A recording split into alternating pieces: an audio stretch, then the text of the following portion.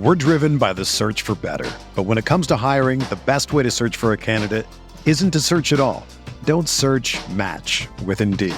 Indeed is your matching and hiring platform with over 350 million global monthly visitors, according to Indeed data, and a matching engine that helps you find quality candidates fast. Ditch the busy work. Use Indeed for scheduling, screening, and messaging so you can connect with candidates faster. Leveraging over 140 million qualifications and preferences every day, Indeed's matching engine is constantly learning from your preferences, so the more you use Indeed, the better it gets. Join more than 3.5 million businesses worldwide that use Indeed to hire great talent fast. And listeners of this show will get a $75 sponsored job credit to get your jobs more visibility at Indeed.com/Blue Wire. Just go to Indeed.com/Blue Wire right now and support our show by saying that you heard about Indeed on this podcast. That's Indeed.com/Blue Wire. Terms and conditions apply. Need to hire? You need Indeed.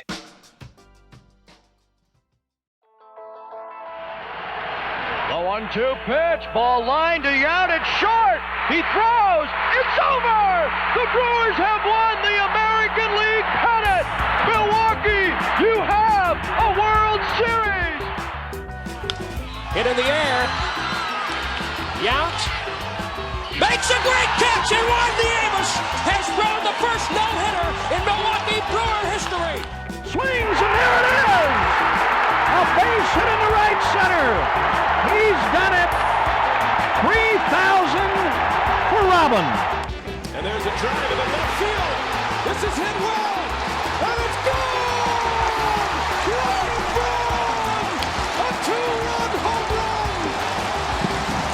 The Brewers take the lead! Morgan, a smash up the middle. Base hit to center. Here comes Gomez. Around third. A throw and the Brewers win. The Brewers are moving on a base hit by Nigel Morgan.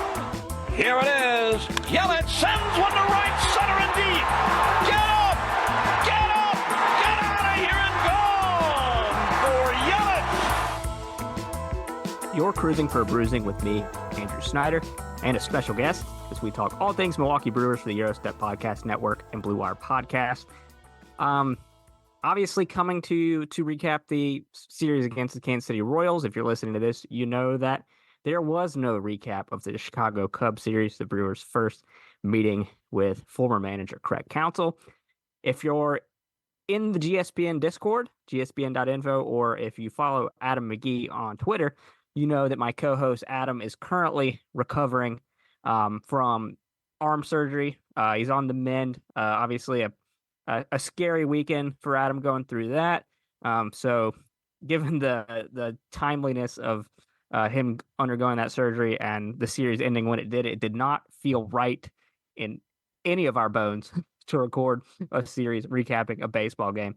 Adam and I have been doing podcasts together off and on for probably like 5 to 8 years now. We've known each other nearly a decade. He's one of my dearest friends.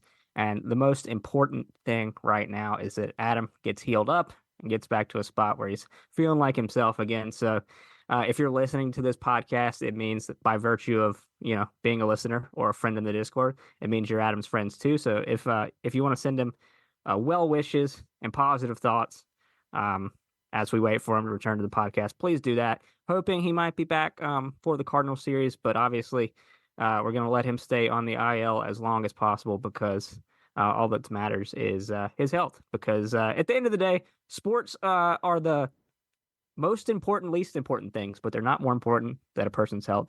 And Adam, we miss you, buddy, and we look forward to talking to you again. Joining me on the other line, if you're a regular GSPN listener, called up from the bullpen, the host of Talk of the Tundra, it is the one and only Numac. Numac, I hate why you're here, but I'm happy to see you. Thanks for joining me. Thanks for having me there, Andrew. I appreciate being here, filling in for Adam. Hope he gets better soon, but now it's the power hour. We're gonna talk Brewers. We're gonna talk Cubs. It's Andrew and Alex. It's Andrew and Numac. Let's go. Yeah, who's Alex? Who knows? Who knows? That threw me for a loop right there. Yeah, so obviously you've been on the Eurostep in recent weeks as the Packer season is winded down. You crunched some draft tape. You had a draft live stream. I was obviously on the tail end of your draft podcast as the Carolina Panthers, my team, traded into the end of the first round to draft the receiver that they would have been able to get on day 2. But that's neither here nor there. We bring you into the baseball world for this episode. And, these two sports are such different beasts in a 17-game season. Every play in every game means everything. And in a 162-game season, every play means nothing unless it means everything. It really depends on the context, the day, the time of the season, and what's going on. Oftentimes with your health and what may be going on at the time. Ebbs and flows of a long, arduous season that's a marathon, not a sprint. Obviously, you approach your football watching with an intensity required of a person that's got to, have those takes for those monumental occasions once a week. How does baseball fit into your sports watching routine now, especially that you've got less football kind of taking up your time and your brain space? How does this baseball season find you?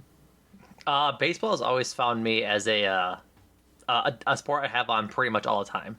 Like, not even just like Brewers. I'll turn on random games once in a while, but 9 times out of 10 when I'm downstairs playing some video games or doing some other random work, either at work or in my free time, Brewers are on. Like, any day there's a Brewers off day, I'm like, come on. Why can't I have my fix of Brewers baseball? Like, as much as I love it, it is just perfect to have on while I'm doing other stuff. But yeah, I love baseball. I'd say I don't watch all 162. I'm definitely up there in like 140, 130 area. Like, I consume my baseball. Yeah, baseball is a great routine sport. It just becomes a part of your summer as the season stretches on. And for me, that might mean being at a playoff hockey game and watching a Joe Ross start on my phone because I need to consume every morsel. Or it may include, some people get enjoyment out of, they're doing other things. They got Game Day app up on their phone, or they're listening to MLB radio or something like that. So I love how I can fit into everyone's lives kind of accordingly. It meets you where you want it to meet you, as we were saying. And for that reason, it's a very versatile sports going experience as well, because you can think about just a day out at AmFam is one of the best ways you can spend a weekend summer day, I'll say. Oh, yeah. Or just like you said, like, you know what, we're having people over on Friday, the game's on mute in the background, and the Brewers just loaded the bases. Let's turn it up and watch what's about to happen. I'm not going to talk about the season at large with you because I think everyone that's a Brewers fan will be saying kind of the same thing about this season. A lot of good, some bad, and most of all, the future is uncertain. They've dealt with a lot of injuries. So have the Cubs, the team that they're kind of in a 2-horse race with right now in the NL Central standings. And so that brings me to that Cubs series, because that, rather than the result, the Cubs taking 2 out of 3 from the Brewers, what really stands out to me about that series is it is a showcase of the two teams that seem to be most prepared to begin the season to contend in a division race. You've got the Cardinals, who are struggling for not necessarily the reason people are thinking. I think the rotation has probably been fine, but the lineup's been a little disastrous. Paul Goldschmidt looks old for the first time in his career. The Pirates, again, had a good start and then have faded back to the pack. They do have Paul Skeens making his debut on Saturday against the Cubs. Jared Jones, Paul Skeens 1-2 in a rotation against the Cubs. I would love for them to take some games off the Cubs. The Reds have injury issues as well, and things aren't quite working out there for their lineup. Their lineup has been a disaster. Jamer Candelario hasn't panned out just yet. So the Cubs, everyone, Cubs and Brewers, the only 2 games only 2 teams in Central over 500. Everyone else is at least 3 games under. The 2 teams that are best weathering the storm thus far, and I mean, that's been clear from the get-go that that's what the Brewers have to do. Wade Miley out for the season. Jacob Junis, who I'll push ahead of news and note, I think was retroactively added to the 60-day IL. I think he can come off June 5th, if that's what I was seeing from Dom Catronio on Twitter. Don't quote me on that, but I guess I just put it out there anyway. Yeah, so they've been the 2 best teams at weathering the storm, and it is funny that they have things in common in that Craig Counsell coming over from the Brewers infrastructure that is really puts sound decision making and processes in place, and the Brewers still have that because obviously they still have Matt Arnold and the entire coaching staff, and now Pat Murphy in the big chair. So it's funny how I think these two teams throughout the course of this season will continue to be reflections of one another in that sense, but also a compare and contrast thing. The dodgeball references over the last week from Pat Murphy and Christian Yelich and whoever it may be have been right there. The Cubs, big payroll, big market team.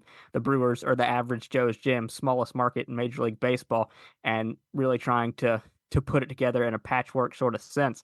So it's early. Cubs won the first round, taking 2 out of 3, but really what this did for me is it got my wheels turning in the narrative that seems to already be developing. And when Craig went full Benedict Arnold, I mean, like this is the scriptwriter version of what would happen early days. Yeah, it's not what I'm sort of looking forward to, because, man, a season-long run with the Cubs just sounds like the most stressful season of baseball I could possibly imagine, when both teams are fighting off injuries, hoping to get healthy at the right time ahead of when the other team gets healthy. Like, both teams are practically mash words at the moment, and whoever gets healthy first and can make a run and make put together a string of series throughout the season, particularly going into the summer, and pull away, is probably going to be the I'm not going to say the division winner, because Craig Tember is now on the other side. But it'll be good for whatever team gets in first. Like, I'm hoping that the Brewers stay where they are. They're a win back, but a loss ahead. They haven't played as many games as the Cubs have, but I'm just an anti-Cubs person. Everything bad happened to the Cubs. I couldn't have said it better myself. We're looking forward to Murphtober this year. None of that Timber That's right. crap. That's right. All Murphtober all the time. Cub series, just like a brief snippet, and if one day maybe I'll just publish mine in Adam's DMs about it, and that'll be that'll be our oral history of that podcast episode. It'll look like a transcript, but the Brewers' offense sputtering against starting pitching in that series was kind of the story. Javier Assad put in a good outing for the Cubs, as did Jamison Taillon. In the first game, the Brewers were able to get to the Cubs bullpen in the 8th, getting a 3-1 win, just absolutely tearing Albert Alzolay limb from limb. And it was so nice. It was so nice to watch it happen. It was. Then they got shut out on Cinco de Mayo in the finale. A lot of some of the run scoring issues, or excuse me, the finale Cinco de Mayo, and then on the day before that on May 4th, the bullpen gave up. Sorry, I'm looking at the Royals series. I'm all over the place. You're good. Not being here. I don't have my safety net. You're good. And also the blog that I'm reading looks like recapped only 2 games from this series. But anyway, great comeback win in the first game on Friday, and then Saturday and Sunday just didn't work out. I think Saturday actually was the day where a comeback was started and it just fell short. But yeah. Cubs take the final 2 games of a 3-game series. Brewers still by percentage points ahead in the NL Central standings as we record this. Reds finishing out a game right now against the Diamondbacks. The Pirates have already lost today, if I'm remembering that correctly, and the Cardinals got rained out against the Mets. Cubs matched the Brewers, losing 2 out of 3 to the Padres. Brewers lost 2 out of 3 to the Royals, as we're about to discuss here. News and notes from the last time Adam and I spoke: Abner Uribe optioned to AAA. Corbin Martin was recalled. He was eventually sent back down before ever appearing in a game. But yeah, Abner obviously has some things to work out. The suspension at the major league level will come whenever he is recalled. To put it lightly. Exactly. There's a lot going on there, obviously. Yeah. A lot of people have been... Has his big league suspension that he has to serve when he gets back, and has to serve a AAA suspension when he's down there that he wasn't serving while he was up at the major league level for something similar. It's just I think he would have had to complete that by now, right? Like, I can't remember because he's completing it now. Durham. Yeah. Nashville is in Durham as we speak, and if there's a chance I can see Abner on a Friday or Saturday, I might have to get over there. Um, but yeah, a lot of people have been reading into that into ways that I was not comfortable with. But obviously, Abner does need to figure some things out as a pitcher if he's going to be effective at the major league level. Because he was expected to be a big part of this bullpen. He seemed to be the closer with Devin Williams out for a time. Also, Joey Weimer's been sent to the IL. Andre Monasterio and Jared Koenig recalled since we last spoke as well. And the biggest news of the week, and this was something that broke before the game today, is Christian Yelich activated from the IL. Tyler Black option at AAA. Glad to see Yelich back. Had a tough game today that we'll talk about. Tyler Black, probably not the name that most Brewers fans would want swapped out for Yelich there. We only got a taste of what he can do at the big league level. Shown good things, shown struggles, as everyone does during the first stint, it seems like these days. I imagine this is a case where they were not expecting to be able to get him many DH at-bats with Rhys Hoskins and Christian Yelich and maybe even Gary Sanchez getting a bunch of those for the time being. So this reads to me like Tyler Black's going to go play every day at first base, get to the point where they're comfortable having him in that role. Obviously, their defensive questions and issues are the big question mark with Tyler Black. We saw some good things from him at the major league level there. We also saw some issues and some things to work on. Oliver Dunn was probably the most obvious name to swap with Yelich. He did have 3 hits in that Cub series and then drew a couple walks today in the Royal series, but a guy who has tools and promise, but the swing and miss has been a big time issue and maybe something that he needs to work on at AAA. Nashville, obviously, I think Jake Bauers, we know about his ups and downs. Oh yeah. We think about his glove being the most valuable thing that's going to keep him on this roster, but then they went and played him in left field today, so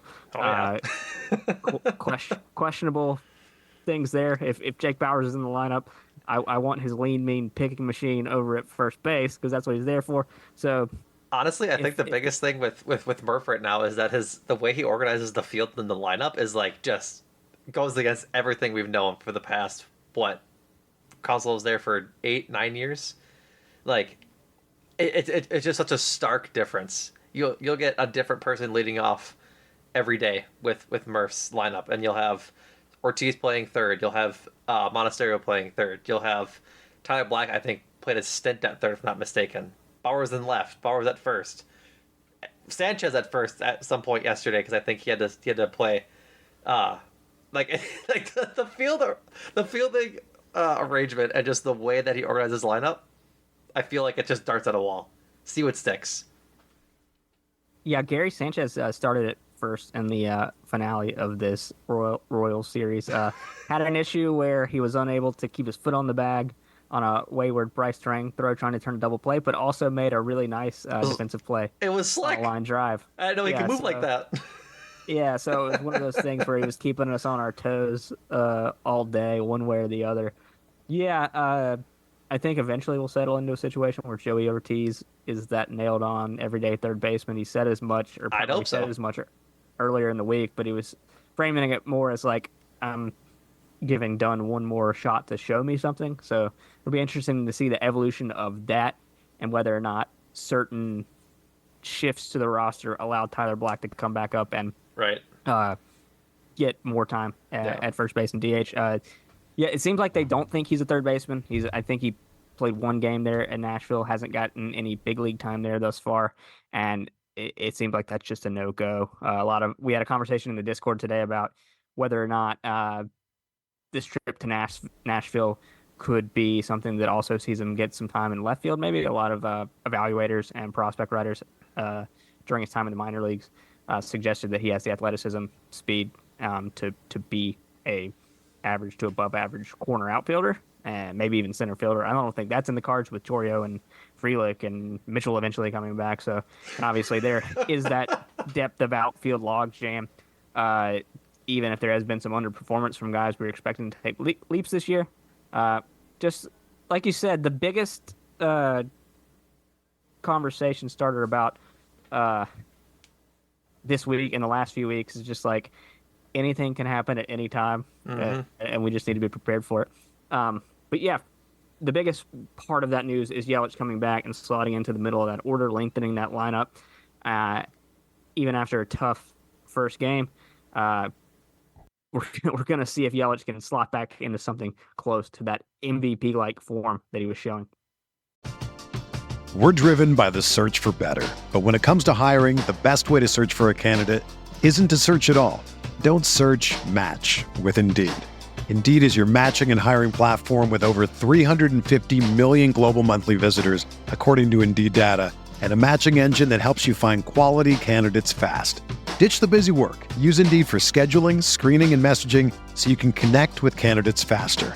Leveraging over 140 million qualifications and preferences every day, Indeed's matching engine is constantly learning from your preferences, so the more you use Indeed, the better it gets. Join more than 3.5 million businesses worldwide that use Indeed to hire great talent fast. And listeners of this show will get a $75 sponsored job credit to get your jobs more visibility at Indeed.com/Blue Wire. Just go to Indeed.com/Blue Wire right now and support our show by saying that you heard about Indeed on this podcast. That's Indeed.com/Blue Wire. Terms and conditions apply. Need to hire? You need Indeed. The best way to learn a language? Immersion. Living where the language is spoken and using it every day. But if that's not in the cards this year, you can still learn a language the second best way, and that's with Babbel. Be a better you in 2024 with Babbel, the science-backed language learning app that actually works. Don't pay hundreds of dollars for private tutors or waste hours on apps that don't really help you speak the language. Babbel's quick 10-minute lessons are handcrafted by over 200 language experts and help you start speaking a new language in as little as 3 weeks. Babbel's designed by real people for real conversations, and their tips and tools are approachable, accessible, rooted in real-life situations, and delivered with conversation-based teaching, so you're ready to practice what you've learned in the real world. Here's a special limited-time deal for our listeners. Right now, get up to 60% off your Babbel subscription at Babbel.com/Blue Wire. That's 60% off at Babbel.com/Blue Wire, spelled BABBEL.com/Blue Wire. Rules and restrictions apply. Do you want to recap the Royal series and talk a little bit about the ins and outs of a pretty disappointing week? I mean, I think this is the Brewers have lost 3 out of their last 4 series, dropped that series to the Yankees, came back for that umpire fest against the Rays and won 2 out of 3, dropped 2 out of 3 to the Cubs, and then dropped 2 out of 3 to the Royals. So yeah. I'm sorry to bring you into this podcast during the really only true cold spell of the season. So I'm sorry that you just have to join us for the misery. No, that's fine. I think we can go through the Royal series. I will say that, like, despite, like you said, dropping 3 of the last 4 series, going back to the Yankee series, I'm not, like, super duper concerned. Neither am I. They're just, like, facing unexpectedly good teams. Like, the Cubs, obviously, were going to be the Cubs. They were the other front runner for the division. The Royals, I think, were the top team from MLB executives that were polled as, like, the most surprising team this year. I think, like, MLB's, like, Instagram or something posted that, but, like, 15 or so executives said the Royals were the most surprising team in baseball, which, yeah, I wouldn't have guessed the Royals would be any sort of good this year, but here they are, competitive in games in a albeit weak division with the Twins and the Guardians, but then also the White Sox. So, I don't know. Like, I think vibes-wise, I'm doing fine.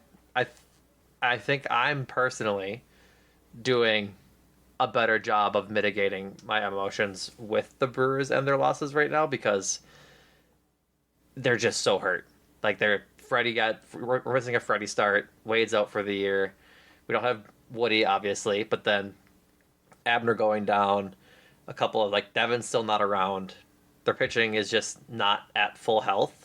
And then you throw in all the injuries you talked about earlier about guys going on the IL and such. So I think for what they have, I just think it goes to show how deep this team is that they're able to stay competitive against these teams that are, I'm not going to say better than them, but are just playing well. Like, they lost this Royal Series by 1 run in game 1, 2 runs in game 3, but then the only really like bad one was the Cubs 5-0 loss on Sunday, going back to the, besides the Yankee, like after the Yankee series essentially, but they lost 1-0 on Friday to the Rays, 6-5 to the Cubs, 5-0 to the Cubs, and then 2 runs today, 1 run on Monday. So Yeah, that's a good point. I think the last week and a half or so there have been some elements of concern about the offense and the lineup. oh yeah, like I There. leaving runners on base, that was a huge issue the entire Royal Series. And a lot of that boils down to luck and sequencing and just Yeah, like balls finding grass or balls finding glove. And sometimes you can do everything right at the plate and it just doesn't end up where it's supposed to. that was a based Willie on the hit today. process. Willie hit a ball straight over the mound, like over the rubber, and it was Yelich today, Yeah. and it was a ground out. Like that. I don't know what you want him to do. He put it in a place where you're supposed to get a hit. But okay, yeah, let's go through the series one by one. I do want to say one thing you say is a great point, though, because you look at a Brewers team that some people, projection systems, would have picked to finish fourth or even last in this division, and they start the season 21-15, and that record's even after a tough stretch. I think it just goes back to the idea that the Brewers hire good people, both for their on-field staff and in their analytics department, scouting, whatever it may be. And Matt Arnold obviously is leading that ship. When the Brewers acquire a reliever, especially now, I think other organizations, much like the running joke about when the Raves would acquire a pitcher back in the day, it's like, what do they know that we don't? And it's getting to the point where other teams need to say, oh, the Brewers want this arm. I don't know about that. Like, you look at Brian Hudson and Trevor McGill are the two biggest standouts in that department this season for me. So yeah, something that me and Adam were able to see with fresher eyes coming into this podcast in season 3, but people that have been following the Brewers for this last decade or so, and this current Brewers regime, just they know that there's some secret sauce there, so that if a projection says one thing, they very well may overachieve that projection. But yeah, Brewers against the Royals, 3-game series in Kansas City. Game 1 of the series, Cole Reagan's on the mound against Bryce Wilson. Cole Reagan's a great story, acquired by the Royals last year for Aroldis Chapman. They got him from the Rangers, for Aroldis Chapman, and Reagan's now looks like an ace, a 1 or 2 at worst. I mean, looks great out there, great changeup, high mid-90s fastball, and showcased it against the Brewers. The Brewers would get the scoring started in this one in the 4th with Willie Adames on base. Gary Sanchez rushes a homer to left center field. That's all the Brewers would get off Reagan's and in the game.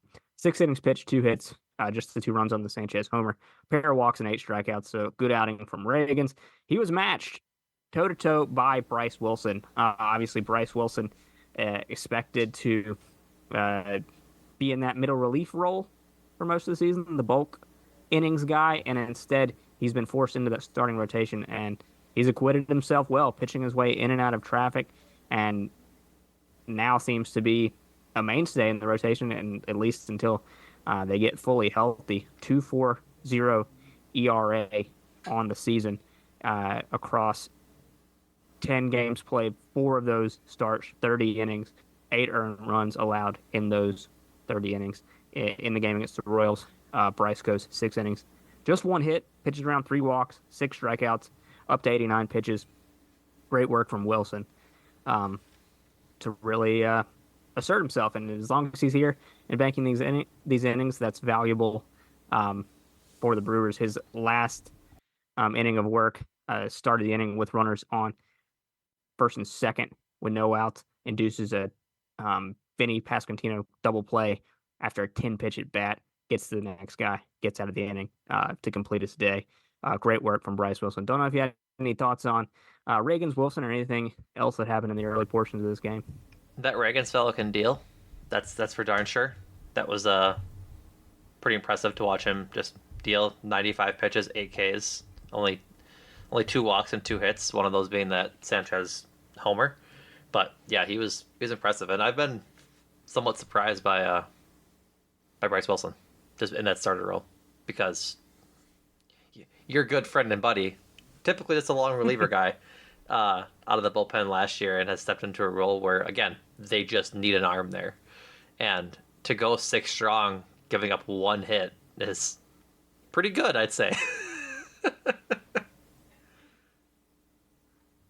Unfortunately, this game would not have a happy ending. No. Bryce Wilson removed from the game in the bottom of the 7th. Jared Koenig on to pitch, a guy who has pitched well and would pitch well later in this series for the Brewers.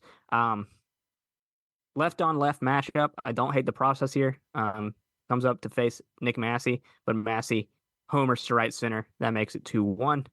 Velasquez pinch hits for MJ Melendez. Koenig hits him with a pitch, walks Adam Frazier to put runners on first and second. With 1 out, Elvis Peguero on trying to protect that 1-run lead.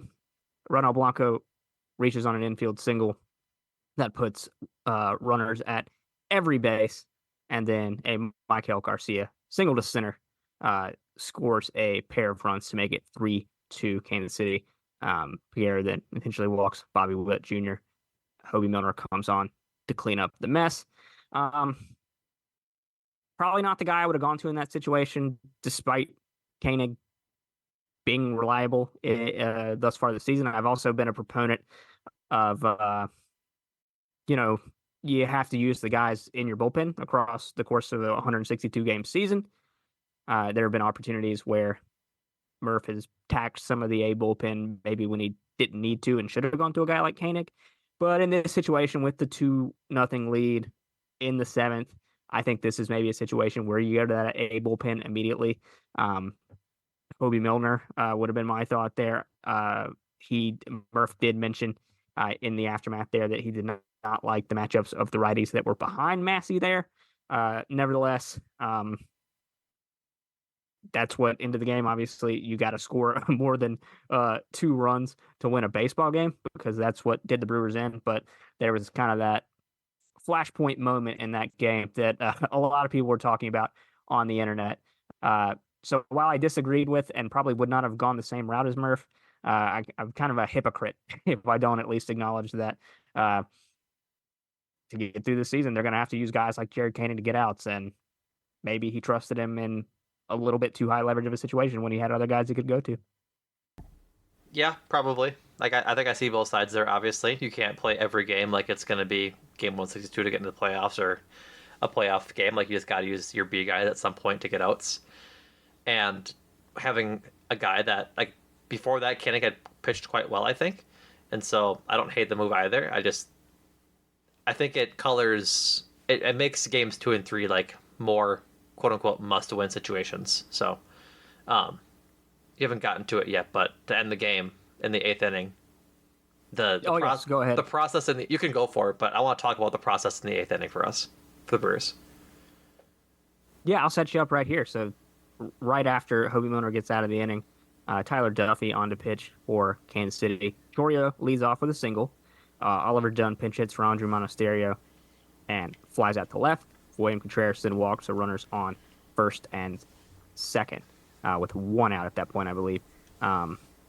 Will Smith on to pitch for Kansas City, which is, we all know, the human victory cigar, because if Will Smith is on your team, you're going to win the World Series. I think it's 3 years in a row that Will Smith. I believe that is right.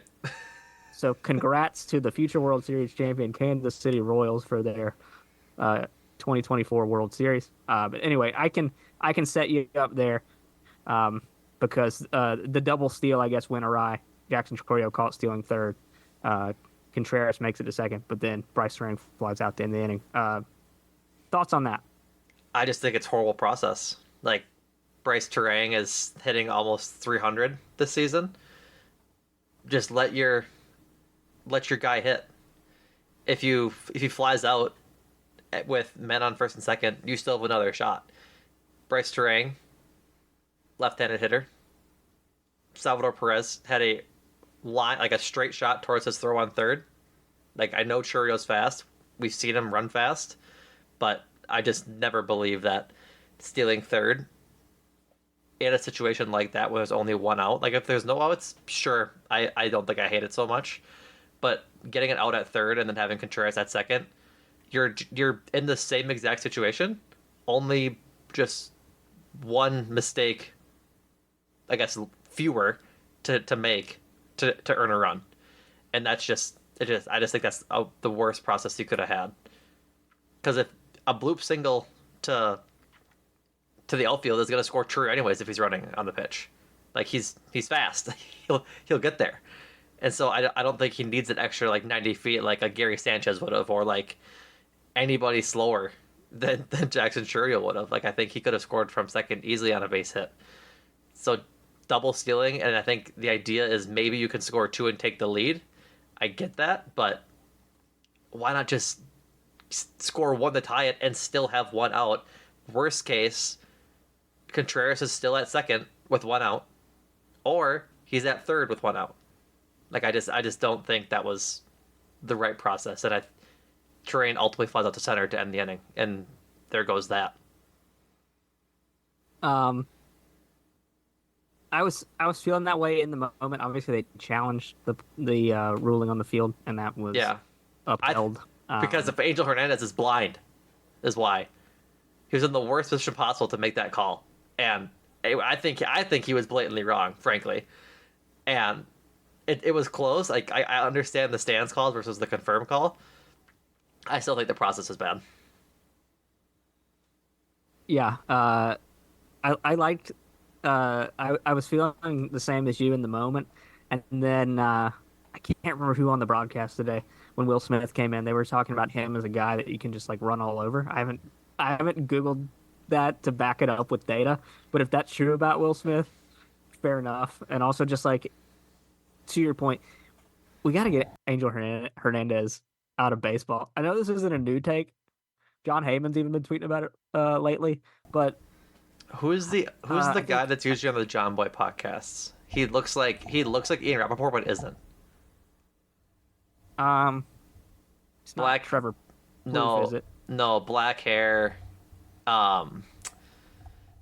Short. Looks like. I don't know. I'll try and find him. Is it his co-host Jake? Jeff Passan? No, it's not Passan. I'll find him, but he was saying that, like, yeah, CB Buckner, and I think it's an agent, honestly, is who it is. I forget. But like Buckner and CB Buckner and Angel Hernandez are just the two worst bumps in baseball. It's obscene. You can't go through a series with Angel Hernandez without having a questionable call, and like not even like 50-50 kind of thing, just bad calls. Like, they just have to get up out of baseball. It's frustrating to see him behind the plate or just see him on my team's baseball field. I can't remember who brought it up in the Discord, but someone was like, "Why is he standing like that?" And I responded, "Well, he's in the perfect balk calling position, and no one can question his authority there." And I'm like, "That is the most Angel Hernandez thing I've ever heard. That's spot on." That's very funny. Brewers dropped the first game of the series, 3-2 to the Kansas City Royals. Obviously, the late inning blow up that we mentioned in the seventh, where the Kansas City Royals erupted for all three of those runs, and then great start from Cole Reagans. Chris Stratton closes things down for the Royals, works around 2 walks. So the Brewers did have their chances in the 8th and the 9th, ultimately unable to cash in. One of your points earlier was that even in some of these losses lately, they're around, like they're still in sniffing distance. It's like all season too. Yeah, rarely do they ever feel out of a game, and they have had some flair for the dramatic, which brings me to the second game of this series, a game that the Brewers would win. Colin Ray on the dish, or on the mound against Seth Lugo. Lugo, a guy I wanted the Brewers to sign in the offseason, although the years on that deal I think might have been the issue for them. 1.92 ERA to start the season for Lugo. Brewers' game plan clearly was to be aggressive against Lugo. They were swinging early in counts, first, second pitches. In the second, they get the first run of the game on a Rhys Hoskins home run. Joey Ortiz batting directly behind him would make it back-to-back jacks to go up 2-0. Colin Ray was doing typical Colin Ray things, getting himself in and out of trouble until the fifth inning. That's when it all went awry. In the bottom of the fifth, Sal Frelick misplays a line drive that ends up turning into a triple. Kyle Isbell would then single to left to score MJ Melendez to make it 2-1. Vinny Pasquantino doubles to center to score Isbell and Bobby Witt Jr. later in the inning to make it 3-2. And Salvador Perez double scores Pasquantino, makes it 4-2 in the fifth. Colin Ray would not make it out of the fifth inning. 4 2/3 innings pitched, 7 hits, 4 runs. They were all earned, 1 walk and 2 strikeouts. Directly before the Pasquantino double with 2 outs, up 2-1 in the inning. Joey Ortiz makes a diving play at third, pops up to throw. Throw is just wide of first base. The runner was obviously Bobby Witt Jr., so it was a tough play there. Had to be. Yeah. Bobby Witt Jr. is going to be a player. Already is a player, but like he's that dude. So could have been out of the inning if that throw was a little bit more centered towards the bag, and Hoskins was able to rein it in and keep his foot on the bag. But alas, things go awry from there, and that was kind of what knocked Ray out of the game. Hobie Milner pitches an inning of a third, following him to clean up that inning and then pitch another full inning. Yeah, Colin Ray, not his best outing, only 65 pitches. Looked like he was going to do what he had typically done this season until, really, I mean, the runs are going to be in his name, but Sal Frelick thinking that the ball was hit directly at him when really he needed to start backwards is what started everything off, and then just death by 1,000 cuts for Ray after then. So not a good outing, but a lot of hard luck there as well. Yeah, 7 hits is not ideal. 65 on the pitch count is even less ideal. So, yeah, that misplay by Sal is definitely, I guess shines bright here between that and the wide throw. Really comes to light, but not the best defense behind Ray that day, but you do what he's gotten, the Brewers defense has been good all year. Like, there's going to be blips on these things, like in the defense, just naturally. So I'm just glad to see the outcome this game had versus the other one. The Brewers would claw back in this game in the 7th with Blake Perkins on base. Andrew Monasterio pokes a single to right to score Perkins, makes it 4-3. In the 7th, the Royals would add on to their lead. Vinny Pasquantino, again, another good player. I haven't checked his numbers for the season,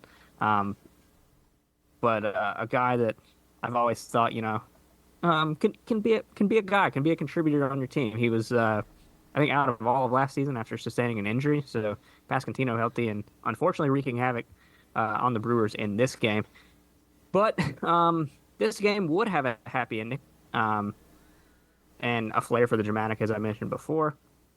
One thing we love about Willy Adames is the joy and the fun that he brings to playing baseball. And that was on full display in the 9th inning. And in the post-game interview, I don't know if you had a chance to see that, but we will talk about it here in a moment.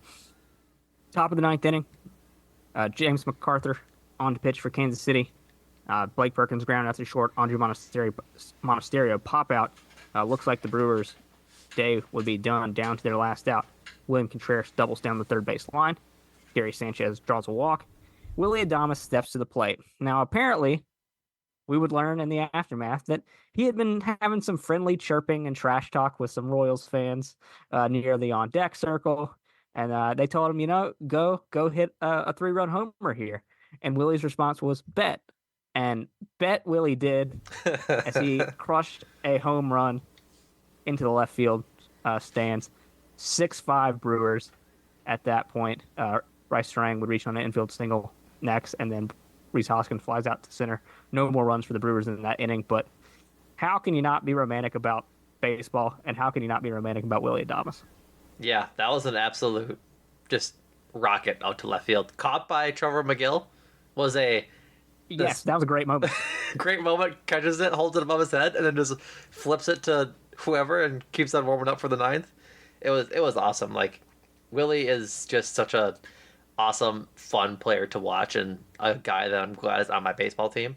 Like, I think he's vastly improved his approach at the plate than what we were going through, like, middle of the year and like summer to end of the year Willie, where it was just daddy hacks all day long and swinging through it all day long. When he made contact, yeah, it went very far, but he wasn't getting the contact like he's doing this year. Like, I think he's just having a way better year that he is this year than last year for sure, and it's definitely showing just in, I guess, overall vibes and aura of when you watch Willie Adames play baseball. But hitting 257 with an 800 OPS right now, like, that's, I don't have it up now, but I know for sure that neither of those numbers are even close to where he was at last year at this point in the season. Hello, Saver. Whether you're saving for that trip to the tropics or saving for an emergency, now is the time to take advantage of Wells Fargo's savings options. Wells Fargo offers savings accounts that can help you save towards your goals. So, what are you saving for? Visit a Wells Fargo branch or wellsfargo.com/save to open a savings account today. Wells Fargo Bank, N.A., member FDIC. Yeah, great to see Willie playing well and really just having fun as well. Yeah, Because having fun. baseball's... Go ahead. I'll say, like, the Willie contract thing is always going to be, like, behind in all of this and, like, this entire season and what the Brewers do with him this offseason. But, man alive, talk about a guy that couldn't be more, like, fit for this team. A leader in the clubhouse, an absolute star of a glove at shortstop. We'll ignore the play that happened today. But it's just so much fun to see him play baseball and be the smiling face in the clubhouse almost always. I also just learned that he's younger than I am, which is crazy. Like, well, he's 28, and we're both 28. His birthday's a couple months after mine. I thought he's at least 30, but I'm sorry for making you and the rest of the other elderly GSPN folks feel ancient. For any of the listeners that may not normally listen, and that listen because of Numac's presence, then I am 32, so most of the guys that I talk about on this podcast are younger than me, and I have to face that reality every day. Well, you and, like, what? I think Yelich can hang out, right? Yeah, I think me and Yelly are close to the same age. Yelly's 32, turns 33 December. Yeah, so we're real best close buds. to one another. Yeah. Yeah. If he wants to grab coffee next time, I'm in Milwaukee. Sign me up. Final game of this series, an afternoon start, getaway day before the Brewers return home. Joe Ross on the mound against Brady Singer. Brewers start this game in pretty impressive fashion. Bryce Terang moved to the leadoff spot, something that we've all been kind of longing for, and now it's here as Bryce, with this new focus on plate approach and contact that's gone very well from him thus far. Really suits itself to be at the top of the order if he's getting on base and swiping bases. 382 OBP on the season. So having that at the top of the order, if he can continue this run and make it something sustainable, will be huge for this team, especially with Christian Yelich coming back, Willie Adames playing well. Maybe Rhys Hoskins can find another notch up. You start to worry less about the regression from guys like Blake Perkins or Frelick and those kind of struggles if the guys at the top of the order that are supposed to be your big time performers are performing and they have Bryce Terang setting the table for them. So double to start the inning. Bryce Terang doubles the left center. William Contreras follows out with a double of his own, scores Terang. Willie Adames strikes out next, and the Brewers are unable to get anything going in the rest of that inning. Christian Yelich had grounded out to first before that, and then after Jake Bauers, his first game back. Yes, Christian Yelich's first game back. Tough game for him, 0 for 5, but obviously working his way back into things. Hopefully that turns around soon. In the bottom of the first, unfortunately, the Royals would take that lead right back from the Brewers. Leading off the game was Michael Garcia. He would double. Bobby Witt Jr. would hit a pop fly into center field. Blake Perkins completely misplays that ball. I don't know if he ever saw it, lost it in the sun, thought the right fielder had a better line to it. I don't know what he did, but he slips trying to pivot back into the flight of the ball. It lands, and runners end up on second and third with no outs. Vinny Pasquantino hits a sac fly to center to score Garcia. That makes it 1-1. Nick Massey hits a sac fly to right, scoring Bobby Witt Jr. That makes it 2-1. So again, some pretty bad outfield defense puts the Brewers pitcher into a tough spot, and in this case, surrenders the lead. Joe Ross. So another hard luck turn of events for Joe Ross, who I thought was actually really good in this game, and I don't mind what we're going to talk about next. It was a pretty quick hook from Pat Murphy here to bring in Brian Hudson, but Brian Hudson well rested at this point after I think he did not appear in the last 3 games. So last game in Chicago and the first 2 games of this series. So with Hudson being a key contributor in this bullpen, I don't necessarily mind the quick hook, even if I think Ross maybe could have gotten out of things there. That he was allowing a lot of contact, only 2 strikeouts on the day. So a lot of outs via kind of a deep to medium fly balls, some line drives in there as well. But Ross goes 5 innings, 3 hits, 3 runs. They were all earned, even though obviously we know that even though it's not an error in the score sheet on Perkins there, it's definitely an error if you look at it logically. Right. Unfortunately, baseball scoring isn't often chock full of logic. After Ross had exited the game, and Brian Hudson came on with his inherited runner, Nick Massey hits a sac fly to score Bobby Witt Jr. to make it 3-1 Royals. Brady Singer looked like he was there for the taking earlier in this game for the Royals, but ultimately went 5 1/3, 5 hits, just the 1 earned run on the first inning double, 2 walks, 4 strikeouts, 2.36 ERA to begin the season for him.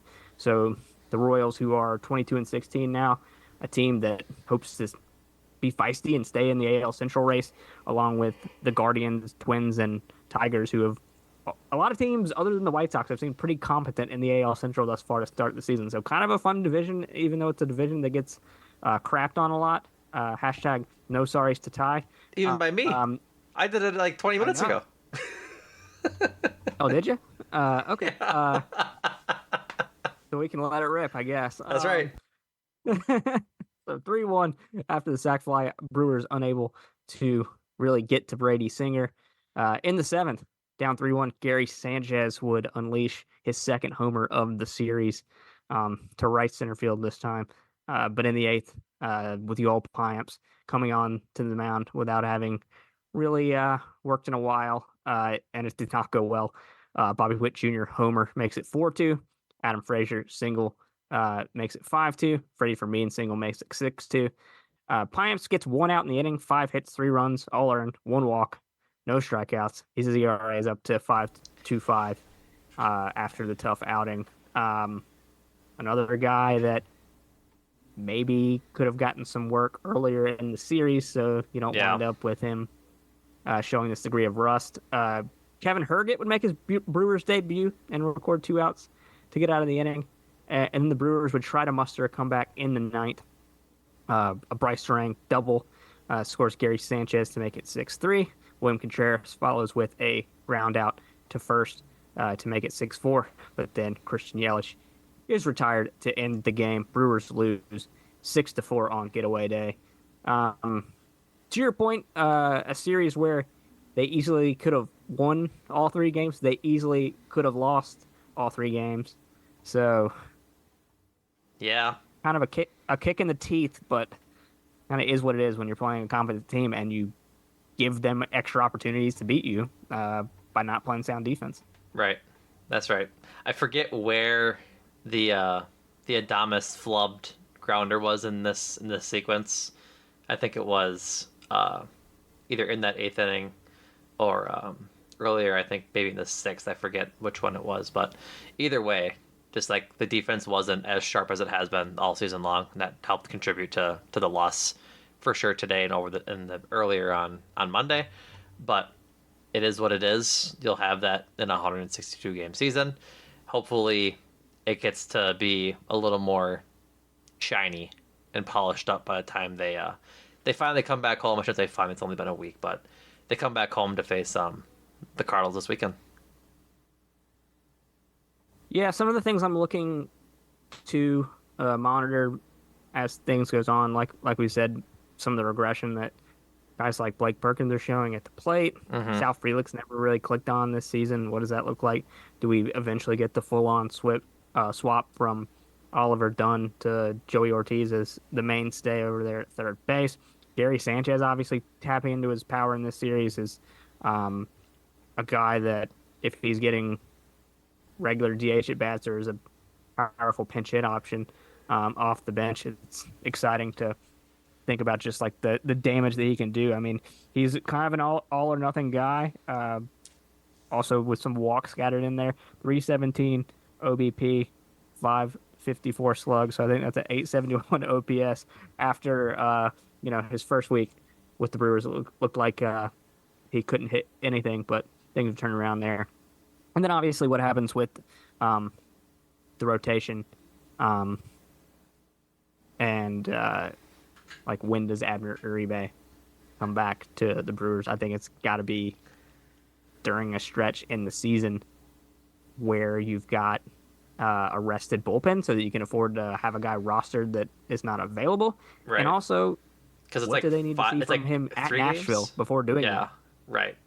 Yeah, I think he needs to get his fastball going again and just like figuring out his pitch sequence and how to actually pitch in at bats where he's competitive and not surrendering hits all the time. Because earlier in the season and last year he was great. We were like, man, the Devin Williams succession plan is going to work out great, it seems. But now that plan, not that it needs to be in place anytime soon, is a little, I guess, questionable because, I mean, the last 3-4 games he was pitching in, guys were just kind of teeing off on him. He didn't really have it. His stuff was running, but it was running either into the zone or just way into the dirt and obviously a ball kind of thing. So a little better on the command, mixing in the fastball more. I think he'll be fine, but I'm right there with you. Whenever this bullpen decides to get healthy, I should say decides, whenever they do get healthy, that's probably about when we'll see Abner come back because, just like you said, they cannot roster a guy that's going to miss, 3-4 games for the suspension? I think Abner's was 6. It was 6, okay. And so, yeah, you can't roster a guy for a week in the bullpen with the state it's at now because, like, we had a guy make his major league debut today. Koenig made his debut like a week and a half ago. There's just so many guys that are inexperienced there that you can't send somebody down on this team to bring up Abner to serve a suspension at this point in the season because they just don't have the bodies to do it. Because you could send down, I mean, like one of the outfielders, like if they want to send down Dunn, they could do that, but I don't think that's what they're going to do because then they're kind of thin at third base. Can't send down a reliever. Like it's just tough sledding for Abner to get back to the majors at this point. I would bet he might not get back until like probably middle of June, beginning of July, probably the All-Star break kind of time, because they'll have that long break in there with the All-Star break and the Home Run Derby, and then sometime around there, like that, you hope Devin's back at that point, and so it's I think it'll be a while before we see him, frankly. Moving on, we'll hand out some beers for this series.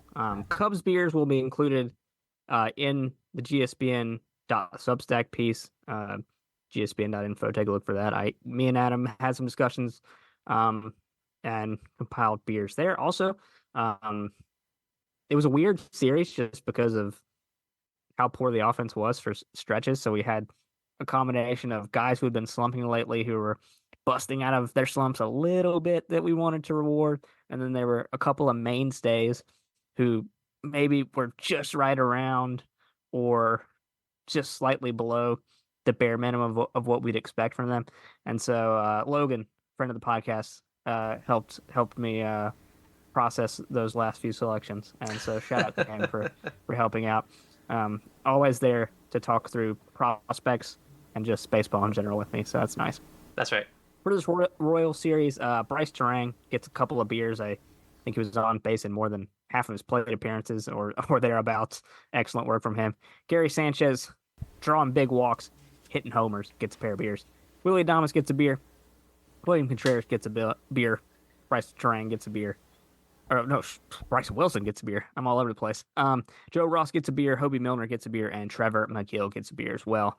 As I failed to mention at the end of that last episode, McGill, after catching the home run ball from Willie Adames and then tossing it aside, eventually did come on to take care of business, close down his save, which we love to see. Leaderboard through 36 games: William Contreras with 13, Bryce Terang 11, Willie Adames 10, Brian Hudson and Joey Ortiz with 7, Abner Uribe, Joe Payamps, Elvis Peguero, Hobie Milner with 6, Christian Yelich finally back, hoping to add no more. Colin Ray, Reese Hoskins, Jackson Chorio, Bryce Wilson, Joe Ross, Trevor McGill with 5, Freddie Peralta, Thiago Vieira, Oliver Dunn, Sal Frelick, and Gary Sanchez with 4, Blake Perkins, Jared Koenig with 3, Jake Bowers, Joey Weimer with 2, JB Bukowskis, Owen Miller, Tobias Myers, and Tyler Black with a single beer. Next up, Brewers return home and play immediately. No real break. 6:40 Central start Thursday, May 9th. Tobias Myers on the hill against Sonny Gray. Friday, May 10th, 7:10 Central start. Lance Lynn on the mound for the Cardinals. No listing or announcement right now for the Brewers. But as Freddie Peralta has accepted his 5-game suspension and is slated to start on Saturday, we should see the Milwaukee Brewers debut of Robert Gasser on the mound. So that exciting. Bob Gass. Get over. Yep, Bob Gass, Slideshow Bob, whatever you want to call him. Get over to AmFam. Watch the debut. Saturday, May 11th, 6:15 Central start on Homer Simpson Fox. Freddie Peralta against Kyle Gibson. And then Sunday's finale, 1:10 Central start, Bryce Wilson against Miles Michaelis. And then 3 with Pittsburgh after that, before a trip to Houston, Miami, and Boston, which all leads us to the Memorial Day showdown and rematch with Craig Counsell and the Cubs. Tough stretch for the Brewers thus far. I think they've lost, 4 out of their last 6. You don't like it, but it's important to stem the bleeding, and I think no better way to do that than by beating up on some birds. That's right. Hopefully they can kind of hit their stride at home here. A sweep would be amazing. I don't expect one, but it'd be pretty amazing if that would happen. It's going to be tough. Sonny Gray, Lance Lynn, Gibson, and Miles Michaelis going those 4. Like, you're going to face the majority of the rotation, obviously, as you do every series, but you get my point. It'll be tough. Like, I think that the offense definitely needs to show up against these guys, and I will always be afraid of Nolan Arenado and Paul Goldschmidt until the day they retire. So, but I think for the most part, this stretch until Memorial Day is a really good opportunity for the Brewers to get right and get some games up on this division. St. Louis, obviously, like a near 500 team or under 500 team right now. Then they host Pittsburgh for a 3-gamer. Then they go to Houston, Miami, and Boston for a 9-game road trip. But Houston is in shambles at the moment. Miami is also in shambles at the moment. They just traded Luis Arias. I cannot pronounce his last name. I've never been able to. They traded him to the Padres. The shortstop they just traded the Padres. Luis Arias. So they just traded him. Like, they're clearly selling. And Boston's up game over 500. So, like, if they want to get some real momentum going into the end of May, beginning of June, this is the stretch to do it. Couldn't agree more. We'll see how it all shakes out. Thank you, Numac, for joining me. Obviously, again, we want to say well wishes to my partner in crime, Adam.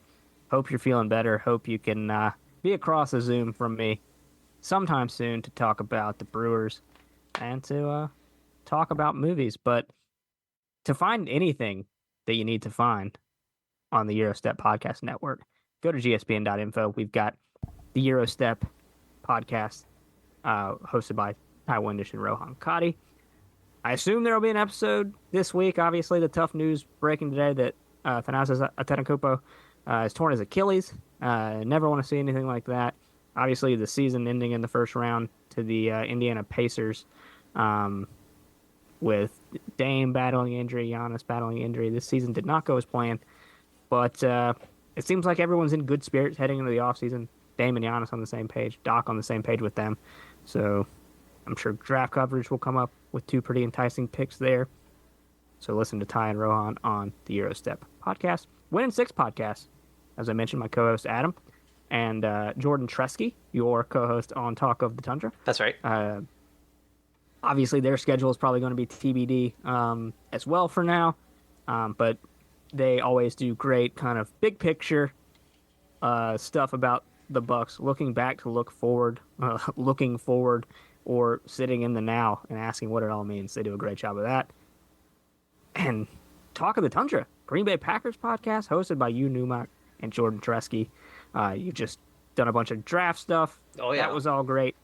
I guess now the rest of this offseason is about signing those rookies, plugging the last few holes on the roster, OTAs, mandatory rookie camp, things of that nature. Yeah. We're in the doldrums right now.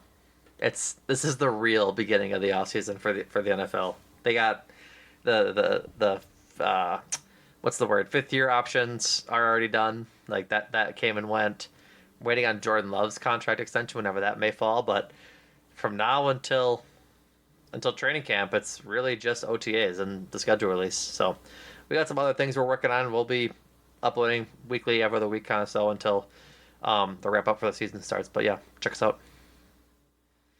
Absolutely, make sure you do that. Talk of the Tundra for all your Green Bay Packers needs. Last but not least, make time for this, which is another podcast that I host with Adam McGee. Adam is very busy and honestly deserves this break, not like from podcasting. If he wants to take as much time off as possible, he's earned it because he works very hard to put out sometimes 4 podcasts a week. It's crazy. We talk movies on that podcast mostly. Also might mix in some golf, world football, and television music from time to time.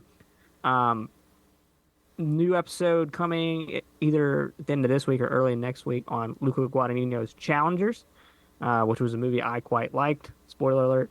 Tennis. Yeah, tennis. There's also some personal revelations that I have at the very beginning. I've heard it's a doozy, and I cannot wait to listen to it. It will be very amusing for anyone that has been listening to me talk into a mic for 3 years now, or more if you count the movie podcast.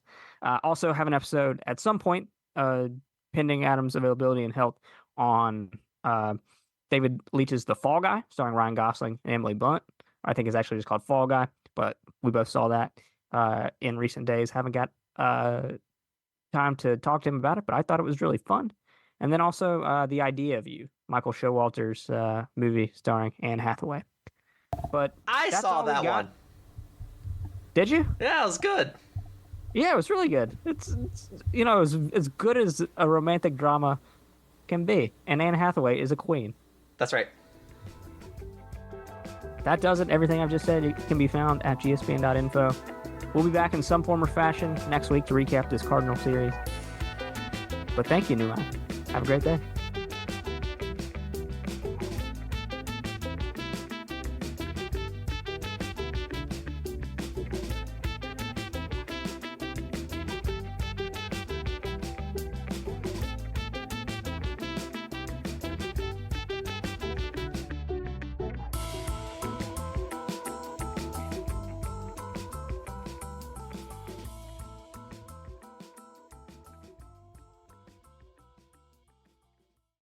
Primary Election Day is Tuesday, June 4th. Now is the time to make a plan. Whether you plan to vote absentee by mail, in person at your county auditor's office before Election Day, or at your polling place on June 4th, it's important you take steps now to make your plan at voterready.iowa.gov. Remember, Election Day is Tuesday, June 4th. Find more info at voterready.iowa.gov. This message is presented by the Iowa Secretary of State.